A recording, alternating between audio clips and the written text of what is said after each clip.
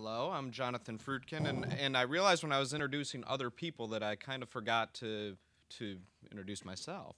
Um, I'm an attorney in Arizona at Radix Law, but the reason why I'm involved in all this is because I wrote the book called Equity Crowdfunding. See, I've always considered myself kind of a futurist, like what's going to happen next. And in that book, I predicted that crowdfunding would basically combine this incredible world of social media into this explosion in the ability for smaller companies to raise capital. Of course, that didn't happen. So I went on to predict that Donald Trump could never become president, and that, of course, was a wrong prediction as well. So, like anything I say, take all this with a little bit of grain of salt, okay?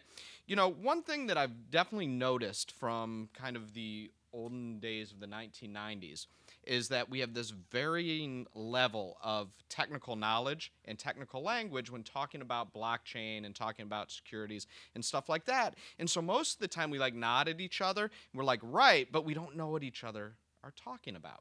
So because I'm terrible being a futurist, it's like a comedian who can't tell a joke tells a pun. I'm going to use an analogy. So this is what's happening in the marketplace, at least from my view. Imagine a world in which somebody has decided that they need to make self-driving semi-trucks, okay? And this person, kind of layering on the world of self-driving cars, decides that there's a great opportunity in the world of truck driving. Obviously, it's dangerous, it's extraordinarily expensive, and it's an area that's absolutely ripe for innovation. And so this person says, hey, I need to go out and raise some capital. And they talk to me or Sarah or somebody, and they're just down in the dumps about the whole thing because it's so complicated and there's all these rules they got to follow. And they say, well, what's another way to raise money? And they come up with this idea. So instead of raising money for going ahead and having this special semi-truck that drives itself, they decide instead of selling interest in that company, they're going to go ahead and create special gasoline that only that semi-truck will run on. So this special gasoline is what they create, and they go out and they sell the gasoline. With the money, that person's then able to develop the semi-trucks, and that semi-truck will only run on this special gas. And from the perspective of somebody who wants to make money, they're sitting there holding the special gas that's going to make the trucks run. That is so dumb. I mean, it's really, really dumb, and that is exactly what's happening right now. You have entrepreneurs who are demanding capital, and at the same time, they feel, for various reasons, like they can't do it within the rules that exist today. At the same time, the people who buy the gasoline love the fact they're able to trade and sell the gasoline even before this semi-truck is made. And so what's really happening here? We're seeing a combination of the demand for capital from entrepreneurs. At the same time, there's demand for liquidity, easy access to high-growth securities from investors. And so while all this is happening, and we're living in this kind of stupid, strange world, all of us, meaning lawyers and people who are market participants, are trying to figure out the best way to address that. So let me just back out of the analogy world and talk about why we have securities laws in the first place, because I swear there's probably 60% of people in the room who think that it's just stupid. It isn't. Here's the reason we have securities laws. We demand that companies be transparent and that they tell the truth. And that's really it. And then we have a whole bunch of rules that explains how we're going to do that, but that's it. We just want companies to tell us what's going on and be honest with us. That's securities law. And so amongst all this, we've built up a various bunch of exemptions and regulations and other things that are very, very scary to a company and very, very upsetting to investors because they aren't able to just put money in whatever they want. But at the same time, sometimes we forget the whole point in the first place. So what's driving blockchain in the first place? Well, there's a few things. I mean, first of all, and the most important thing is something that Vince kind of touched on, which is wildly more efficient. The ability to transact transactions through the old broker-dealer system and clearing is really, really expensive and slow. The analogy that I have is credit cards. there's no reason why this is so terribly expensive to run a credit card. If you're in a business where you accept credit cards, you know that you're spending thousands and tens of thousands of dollars a month, depending on your business, on credit card transaction fees. Something the blockchain can do efficiently, perfectly, and a lot cheaper.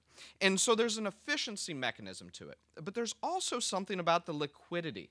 There is a incredible demand from investors to have at least the ability for liquidity. That's the reason, obviously, there's a jump once something is tradable on an exchange, and that's why there's a reluctance from investors to invest in things with a long time horizon. And let's not kid ourselves. I mean, there is a demand out there for higher returns. There are people who are looking for at least part of their portfolio to be in high growth stuff. Would those people love to invest in the semi-truck company? Yes. And there's an element of that that is behind all of this explosion in ICOs. I don't think that there's any lawyer that you're going to talk to or any policymaker that you're going to talk to who thinks that the status quo of this year is going to remain the same. For a lot of people who've been in capital markets for a while, at least since the tech boom of the 90s, there's kind of an understanding that we get these little puffs of energy. But while we expect that most of this stuff is going to come within the realm of securities law and regulation and things like that, we also can't forget what is really driving all this behind. So to follow Sarah, I'm going to go ahead and publish something today. One area that is kind of comes up again and again is the ability for people to quickly go on exchanges and to trade their tokens. And one of the main reasons why people obviously invest in the first place is the fact that liquidity is available quickly.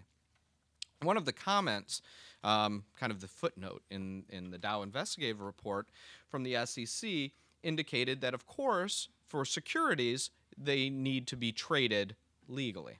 And so I'll be publishing a summary white paper today on what a national registered exchange would look like on the blockchain.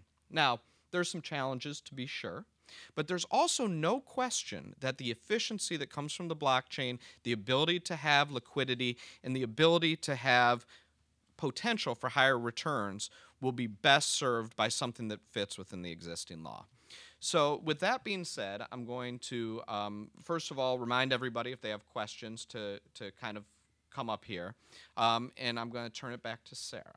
And I'm going to sit down while she answers this question. But the question for Sarah is, of course, you haven't included some things, and so that indicates to me that you've been thinking about some things. So talk to me about version 2 of your report, and what are some of the other things that are going through your mind that you just see and you're like, yeah, that's something people need to think about and they haven't.